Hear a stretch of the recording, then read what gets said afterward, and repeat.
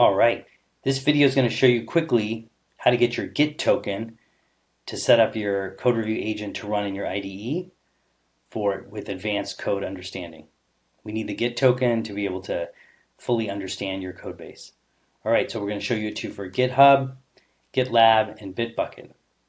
Go into GitHub.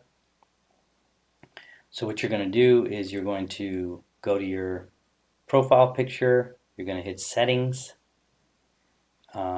and then you're going to go to the bottom here, Developer Settings. Then you're going to click on Personal Access Tokens. You want a classic token. Click that. Then you're going to say Generate New Token. You have to actually click Classic again, Generate New Token Classic here. When you get to you're going to enter what you want this token for. So you could say Bito Code Review in IDE. All right, we recommend you set the token date to, the longest you can set it is for 1 year. So that's kind of what we recommended. Just for now, I'll set it to 90 days. Then the scope we need is repo. And that's it. Now you're going to generate your token and copy that token. Make sure you record it because that will be the last time you see it. Let's switch to GitLab now.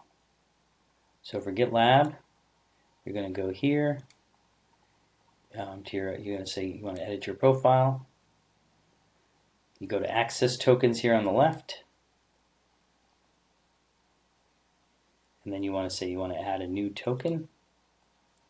Let's call it Bito Code Review. You can set your expiration date. We're going to set it for 1 year from now.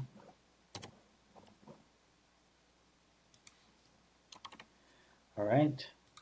And now the only scope we need here is API. And then you want to hit Create Personal Access Token, and that will give you the token that you want. And you can copy it and paste it into the agent in setup. All right, now moving on. Now moving on to Bitbucket. So let's say I've got my project here.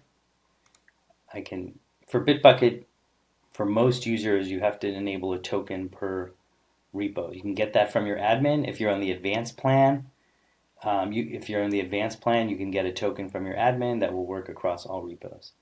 But what you want to do here is, for a given repo, click Repository Settings, click Access Tokens here on the left, and you want to create a repository access token.